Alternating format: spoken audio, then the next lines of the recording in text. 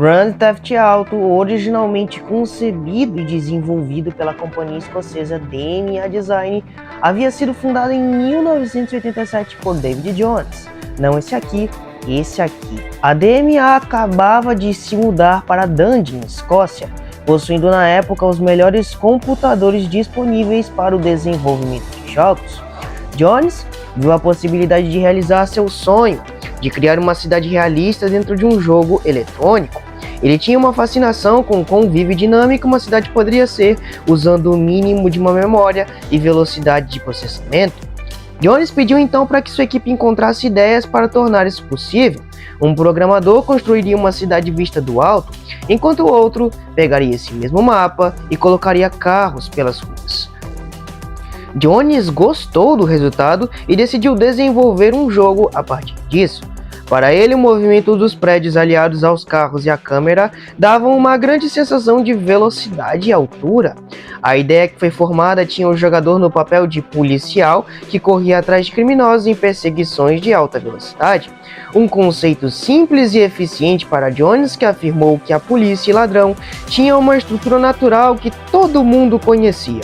O jogo foi chamado de Racing Chase originalmente e recebeu mais detalhes, como pedestres que andavam pelas ruas e semáforos que faziam os outros carros pararem. Entretanto, logo ficou claro, tanto para a equipe da DMA quanto para a BMG, que o jogo naquele conceito era de maçante. Era impossível dirigir em alta velocidade atrás dos criminosos sem atropelar os ícones dos pedestres que andavam pelas calçadas. E como o jogador estava no controle de um policial, seria repreendido pela morte de um inocente. A equipe então decidiu inverter os papéis e transformar o jogador em um criminoso. Dessa maneira, se um pedestre fosse atropelado, o jogador ganharia pontos ao invés de perdê-los. Como o roteirista Brian Baglow colocou, você é um criminoso, então se fizer algo ruim, você ganha uma recompensa. As missões mudaram e passaram a envolver o protagonista roubando carros nas ruas e realizando tarefas para criminosos. A mudança era radical, pois até então na história dos jogos eletrônicos, o jogador na grande maioria das vezes jogava como o herói. Essa alteração foi bem recebida e aprovada pela BMG, principalmente pelo executivo encarregado Sam Houser, que enxergou o produto como algo cartunesco e absurdo. E com isso, eu começo o mês especial GTA. Meu nome é Davi, você está no canal Zona Geek, trazendo mais um vídeo, dessa vez falando de uma das franquias mais famosas do mundo dos games. E também trazendo dois avisos importantíssimos para você, telespectador que assiste meu canal.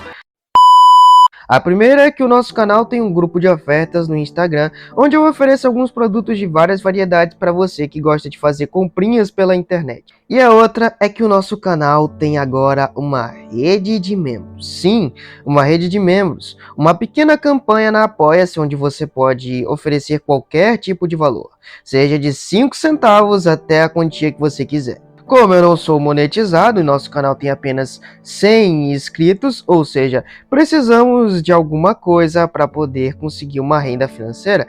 Então, se você quiser me ajudar, link tá na descrição. Valeu, e é isso, bora pro vídeo. O primeiro jogo da franquia estreava de uma maneira bem modesta quando se comparado às suas versões seguintes. Ele era ambientado em 3 cidades que quase pareciam existir de tão forte no imaginário de quem já jogou. São elas Liberty City, San Andreas e Vice City, que quem nunca procurou uma delas no mapa, que atire a primeira pedra. Apesar da ficção, elas fazem referência às grandes cidades dos Estados Unidos, entre a caótica Nova York, a equilibrada São Francisco e a calorosa Miami. O primeiro jogo da franquia era totalmente 2D e foi criado para os PCs da época. A visualização era de cima para baixo e o jogador era um bandido que precisava crescer no mundo do crime organizado. Era óbvio que aquele jogo não ia ser um jogo apenas passageiro, era um gênero totalmente novo e diferente. Imagine se no lugar de um jogador comum dos anos 90, você acaba de comprar GTA e como um bom jogador, você espera missões para fazer, itens para pegar, fases para passar, algo totalmente fixo que não fugia disso. mas de repente você se depara com um jogo que te dá total liberdade, um jogo onde você pode ir para onde você der na telha sem leis, pois seu personagem era um bandido. Um jogo controverso na maior parte do tempo que fugia de tudo que os jogadores daquele momento já tinham visto até o momento. O jogo ganharia algumas expansões. A primeira expansão, conhecida como Grand Theft Auto, foi London, 1969, lançada em maio de 99 para as versões de computadores de PlayStation. Ela foi a primeira expansão disponibilizada na história do console da Sony. O jogo se passa em uma recriação da cidade de Londres no ano de 69 e, similarmente ao original, o jogador poderia escolher dentre 8 personagens principais assim que o jogo começava. A sua segunda expansão foi London 1961, lançada um mês depois de London. Sua recepção foi algo bem modesto, apesar de permanecer durante 26 semanas nas listas dos jogos mais vendidos, algo extremamente incomum, já que os jogos mais antigos sempre perdiam lugares para os novos lançamentos. As vendas foram modestas, porém mantiveram-se estáveis em aproximadamente 10 mil cópias por semana. Apesar do sucesso do jogo e a repercussão que se teve na mídia, suas vendas não foram grandiosas e o mercado continuava dominado por títulos voltados para o público mais infantil. Mesmo assim, seu lucro e impacto foram suficientes para que uma sequência fosse encomendada. Sua produção começou na mesma época de London 69. A sequência, Grand Theft Auto 2, estreou no final de 99 com uma nova história, cidade, além de gráficos melhorados e uma jogabilidade aprimorada. No meio tempo entre os dois jogos, a BMG virou subsidiária da Take-Two, Sennheiser tornou-se seu presidente e ela se mudou para um escritório em Nova York e foi renomeada para Rockstar Games. Jones também vendeu a DMA para uma empresa chamada Gremlin Interactive, porém permaneceu em Dundee, na Escócia. É claro que depois do lançamento de 2 jogos e uma nova aquisição da Rockstar Games, ela estava pronta para dar um próximo passo. Depois de GTA 2, o objetivo da Rockstar era extrair simplesmente tudo o que conhecíamos sobre GTA e jogar para cima, transformando em um game totalmente diferente e pela primeira vez com um ambiente em 3D. Mas como? Como um jogo poderia mudar tanto em tão pouco tempo? É com isso que a gente vai um pouco para a história do desenvolvimento do jogo, que é bem grande a propósito. Depois do ano de 1999, a Rockstar sentou o traseiro na cadeira e decidiu pensar em como eles poderiam transformar o jogo para algo que não era cansativo e manjado. Foi aí que as inspirações para o jogo começaram a aparecer. A DMA Design, responsável pelo jogo até então e pela série, começou a voltar os seus olhos para os elementos dos jogos de tiro e ação da época em terceira pessoa. Shooters, corridas e até algumas ideias da série Driver, joguinho que tinha acabado de lançar no mesmo ano de GTA 2, que trazia mecânicas de pilotagem e um mundo aberto em 3D, que viria a ganhar muita fama na época, mas a receita do bolo só ficaria completa devido à experiência dos desenvolvedores no Game Boy Harvest, lançado para Nintendo 64 em 98, talvez o primeiro representante do gênero que viria a ser conhecido como Sandbox. O gênero representava exatamente o que o jogo queria passar: liberdade para o jogador fazer as coisas do seu jeito. Esse era o lema de GTA 3, que se passava em Liberty City, na famosa paródia virtual de Nova York. Que bom, depois dessa, vocês já devem ter sacado o porquê do nome Liberty City. A equipe de desenvolvimento de Grand Theft Auto 3 consistia em cerca de 23 pessoas na DMA Design em Edimburgo, trabalhando com cautela com a publicadora Rockstar Games, esta última situada na cidade de Nova York no começo de 2001. A equipe já havia feito cidades, carros e algumas das armas do jogo, e um modo multiplayer online foi inicialmente planejado para o jogo, mas foi posteriormente eliminado devido a algumas limitações. O produtor Leslie Benzies descreveu Grand Theft Auto 3 como um jogo simulador de crime quando estava sendo feita a sua adaptação para Microsoft Windows. A equipe atrasou um pouco em comparação com o lançamento da versão para PlayStation 2, com o objetivo de garantir uma qualidade, citando os problemas da outrora com as adaptações anteriores dos jogos da Grand Theft Auto. GTA 3 utilizava o motor gráfico da Criterion Games, a RenderR. Durante o desenvolvimento do jogo, a equipe de desenvolvimento expandiu os seus conceitos vistos nos jogos anteriores da série. Benzies afirmou que a intenção era de recriar a liberdade e diversidade dos jogos anteriores em um mundo 3D vivo e aspirante. Usando o poder que o PlayStation 2 permitia, a habilidade do console utilizar DVDs, uma melhoria em relação à limitação do PlayStation que utilizava CDs, permitiu à equipe armazenar mais dados, como animações, músicas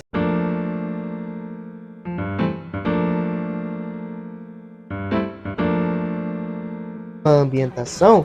No entanto, os desenvolvedores tiveram dificuldade de colocar o jogo para rodar em 32 MB. Devido à sua escala, o tamanho do jogo também criou dificuldades para os testadores devido à sua variedade de opções. Benzies sentiu que criar uma cidade com vida foi o princípio base do jogo. Durante o conceito de desenvolvimento do jogo, o produtor executivo Sam Houser sentiu que o elemento 3D permitia a química da equipe surgir simultaneamente de forma perfeita pela primeira vez. Porém, uma dificuldade maior para os desenvolvedores se encontrava agora. Era converter todos os elementos de um mundo 3D, excluindo os efeitos sonoros, as estações de rádio,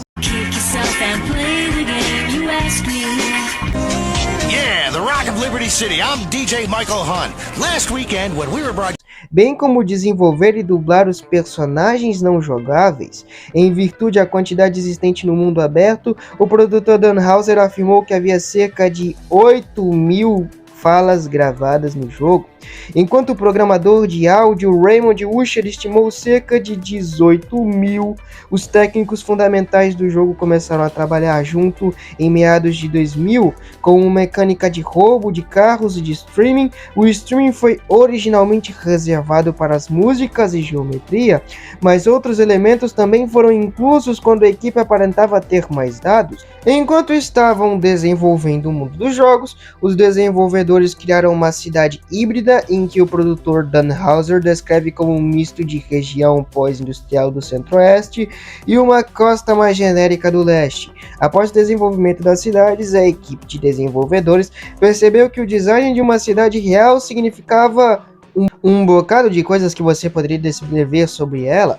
Como resultado, eles redesenharam Liberty City, que já havia sido apresentado anteriormente em Grand Theft Auto 1997, baseando-se levemente em Nova York. A cidade é dividida em 3 ilhas, uma parte industrial que representa o Brooklyn e o Queens, e um centro comercial que se parecia com Manhattan, com um foco em subúrbios similar ao de Nova Jersey. As ilhas são desbloqueadas conforme há progresso na história do jogo, e a equipe queria que os jogadores sentissem a sensação de começar pobre e fazer trabalhos para ficar mais ricos. Dan Houser descreveu Liberty City como uma cidade híbrida da genérica cidade americana, que misturava também Chicago, Pittsburgh, Detroit, Nova York e Filadélfia. Dan sentiu que o realismo em paralelo do mundo permitiu que os desenvolvedores exibissem mais os comentários sociais que antes Eisenhower havia citado nos filmes como Hit e Sopranos. Como inspiração para a ambientação, decidido emular ambos no jogo.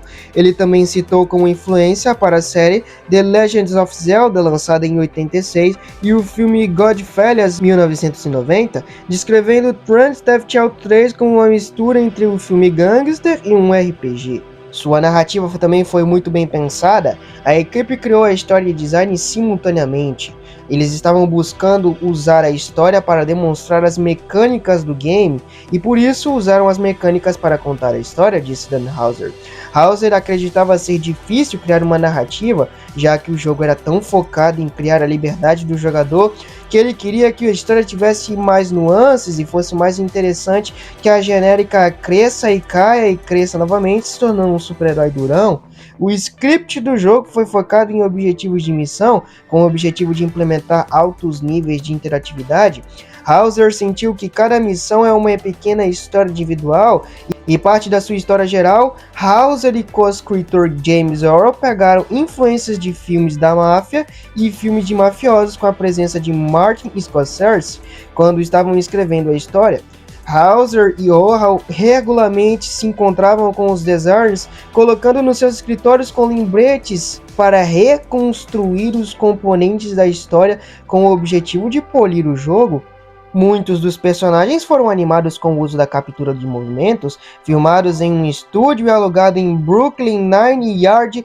Embora isso tenha sido limitado por razões técnicas, os movimentos de personagens também foram tratados como cinematográficos. Embora a quantidade limitada de polígonos limitava a efeitização de tais, animar personagens não jogáveis de acordo com o fato deles entrarem em veículos provou ser uma dificuldade para o time de desenvolvedores devido à grande variedade de veículos desenhados. Isso envolveu mesclar várias animações diferentes e alterar os diversos quadros de animações do código.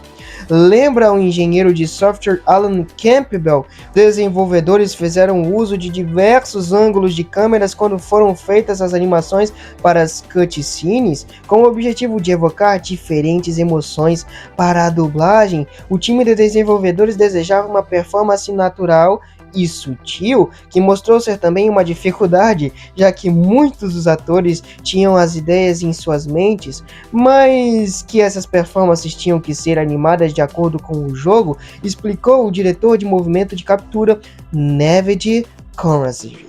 O protagonista era anônimo durante todo o seu jogo. Seu nome não era oficialmente revelado como Cloud até sua aparição em GTA San Andreas. Ele era um personagem silencioso, nunca falando em suas aparições. A equipe de desenvolvedores inicialmente decidiu fazer o protagonista ser silencioso, porque isso, segundo eles, não parecia ser um problema relevante, em virtude aos outros desafios enfrentados durante o desenvolvimento e também parcialmente para permitir que os jogadores se identificassem com o personagem. Grand Theft Auto 3 possuía cerca de 3 horas e meia de rádio no jogo. Para músicas, a equipe buscou uma grande variedade para recriar a sensação de mudar estações de rádios, refletindo na cultura de filmes gangsters invocadas no jogo. Os desenvolvedores utilizavam rádios como talk shows para dar peculiaridade para a cidade, dando uma apresentação única de vida americana. Sam Hauser descreveu o rádio como uma representação muito iconoclástica da América. A equipe utilizou DJs reais para representar aquelas dos rádios distantes. A equipe escreveu uma série de diálogos incomuns para os DJs, buscando o efeito de produção de altos valores e conteúdos absurdos. O diretor de músicas Craig Connor assimilou as propriedades das estações de rádios, músicas, propagandas, diálogos de DJ e representações de rádio. O jogo era perfeito. Era rádio, era música, era gráficos, era história, era narrativa, era tudo isso na nossa cara. Vendo tudo isso, a gente vê porque o jogo foi tão diferente da sua época. Personagens, história, detalhes, muitos detalhes. Com certeza a Rockstar e a DMA sabiam o que estavam fazendo, mas indo para o jogo, vamos para o que interessa. A gameplay do jogo e a sua história. Com certeza a gameplay de GTA 3 foi uma das coisas mais revolucionárias da franquia. Os jogadores poderiam completar missões e cenários lineares com objetivos para progredir na história. Sua perspectiva se passava em terceira pessoa e era possível ter várias missões disponíveis de uma vez, já que algumas missões exigiam que o jogador esperasse futuras instruções ou eventos. Além das missões, o jogador tinha liberdade total para explorar o mundo aberto, podendo participar de vários locais. Inclusive, a Liberty City era composta por 3 ilhas diferentes: Portland Island, Staten Island e Shoreside Valley. As ilhas eram desbloqueadas conforme o jogador avançava na história. O jogador podia correr, pular, usar veículos para navegar no mundo do jogo. E durante o combate, o jogador tinha regalia de uma mira automática que podia ser utilizada para auxílio contra os inimigos. Também se tinha uma barra de saúde que podia ser completamente regenerada com o uso de itens que recuperavam a saúde e um colete à prova de balas que poderia se deteriorar, mas que te protegia de balas e explosões. Mas é claro que se o jogador morria ou acabava perdendo toda a sua vida, o jogador reaparecia no hospital mais próximo como se nada tivesse acontecido, ao custo de perder algumas armas, colete e uma certa quantia de dinheiro. Inclusive, eram todas as armas que o cara perdia. Outra coisa que a gente não pode esquecer é o clássico sistema de estrelas que foi iniciado no jogo, onde se você cometia algum crime durante o jogo, a polícia e as forças da lei podiam aparecer tal como indicado pelo nível de procurado que aparecia nos Heads Up Display. O jogo contava com 6 níveis de procurados em forma de estrela, onde os oficiais iriam te caçar até o inferno se tivesse na sexta. Mas se você fosse esperto o suficiente para se esconder, o nível de procurado poderia entrar no modo de cooldown e ocasionalmente decaía quando o mesmo estava escondido dos oficiais. Agora, sem mais enrolação, bora para a história do jogo. É claro que eu não vou falar da história completa do jogo, mas dar um pequeno resumo de como a narrativa de GTA 3 já era algo infinitamente melhor do que GTA 1 e 2, mostrando pela primeira vez um contexto histórico, personagens cativantes e uma história que te fazia querer assistir e jogar ao mesmo tempo. Durante um assalto em um banco de Liberty City, o ambicioso criminoso Cloud é baleado e atingido por sua namorada e cúmplice, Catalina. Apesar de ele ter sobrevivido ao tiro, ele é preso e sentenciado a 10 anos de prisão. Enquanto ele é transportado em um camburão, Cloud e o outro preso, 8-Ball, o guru, são inadvertidamente libertados após um ataque contra a polícia. Eles conseguem escapar para um esconderijo. O 8-Ball posteriormente apresenta a Cloud para a mafiosa família Leone, o dono do Sex Club 7, Luigi Bolotelli, o Don Salvatore Leone, o capo, Tony Cipriani e o filho do John Joy Leone. Enquanto ele trabalhava para a família, Cloud percebe estar lutando contra os colombianos, que estão sendo liderados por Catalina, na produção de uma nova droga. Entre mentes, a esposa Trophy Wife de Salvatore, Maria, começa a gostar de Cloud. A paranoia de Salvatore aumenta e faz com que ele traia o Cloud, o levando até uma armadilha. A Maria não consegue contatar e então o salva, com os dois conseguindo escapar a tempo. Cloud então começa a trabalhar com Yakuza e o seu líder, Asuka Kazen, uma amiga próxima de Maria que pede para que Cloud mate Salvatore e concretize a sua vingança.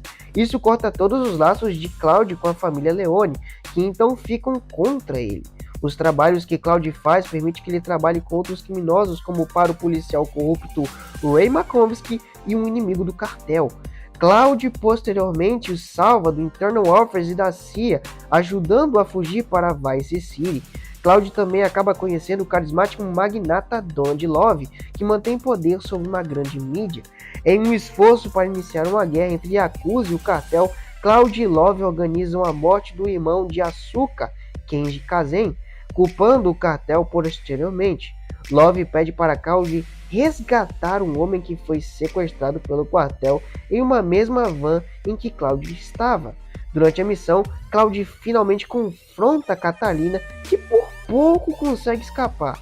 Asuka captura o parceiro de Catalina, Miguel, Al Espinosa, acreditando que ele tinha conhecimento da morte de seu irmão. Com a guerra do cartel se intensificando de maneira maluca, Asuka e Maria entendem a história de Cloud com Catalina e pedem que ele ataque muitas das operações do cartel. Em determinado momento, suas ações chamam a atenção de Catalina. Como resultado, o cartel sequestra Maria, mata Asuka e Miguel e pede que Cloud pague 500 mil para o resgate em troca de Maria. Quando Cloud confronta Catalina, ele tenta matá-lo, mas Cloud escapa. Em uma tentativa de combate, Catalina tenta fugir em um helicóptero e faz a última tentativa de tirar a vida de Cloud. Após matar os membros do cartel e resgatar Maria, Cloud derruba o helicóptero, finalmente matando Catalina. Enquanto os dois saem do local, Maria reclama com Cloud sobre o sequestro e sobre o estado de sua roupa e unhas, procedendo os créditos, um disparo é ouvido e a voz de Maria é silenciada. E sim, eu resumi a história em mais ou menos 3 minutos e 33 segundos, para ser exato. É uma história muito grande que vale muito a pena para quem quer jogar e para quem quer entender a história e, claro, muito mais detalhado se você jogar. Bom, falando da sua recepção e o seu legado, Grand Theft Auto 3 foi recebido com uma aclamação quase universal da crítica, sendo elogiada por sua inovação, jogabilidade envolvente e liberdade sem precedentes. A GameSpot descreveu o título como um dos melhores jogos de todos os tempos, e a IGN chamou de a definição de perfeição em um jogo. Olha a moral que GTA 3 tinha, vendendo mais de 14,5 milhões de cópias em todo o mundo e tornando-se o título mais vendido de 2001. No entanto, o jogo não estava sem suas controvérsias. A representação explícita de violência e crime em GTA 3 atraiu críticas de grupos de país e organizações de mídia, e o jogo foi banido e censurado em alguns países. Apesar disso, talvez por causa disso, GTA 3 continuou a vender muito bem e manteve uma forte base de fãs. E é claro que culturalmente GTA 3 teve um impacto muito profundo. Foi um dos primeiros jogos a realmente explorar a ideia de um mundo de jogo vivo, onde os NPCs tinham rotinas diárias e o mundo continuava a funcionar mesmo quando o jogador não estava envolvido nas coisas. Isso inspirou muitos jogos subsequentes e agora é um elemento comum em jogos de mundo aberto. Além disso, a representação da vida da cidade em GTA 3, com suas várias gangues, personagens e histórias, influenciou a forma como os jogos de ação representam ambientes urbanos. Muitos títulos subsequentes buscaram replicar a profundidade e o realismo de Battle City, contribuindo para o desenvolvimento da indústria dos games. Em suma, a recepção de GTA 3 pela crítica pelo público, justamente com a sua controvérsia e influência cultural, cimentaram seu lugar na história dos videogames e garantiram seu legado mais que duradouro. Com certeza, GTA 3 revolucionou tudo que nós conhecemos: história, jogo, gameplay, cultura. Com certeza, a Rockstar fez uma aula quando fez esse jogo. E sim, galera, o vídeo tá bem grande, de verdade.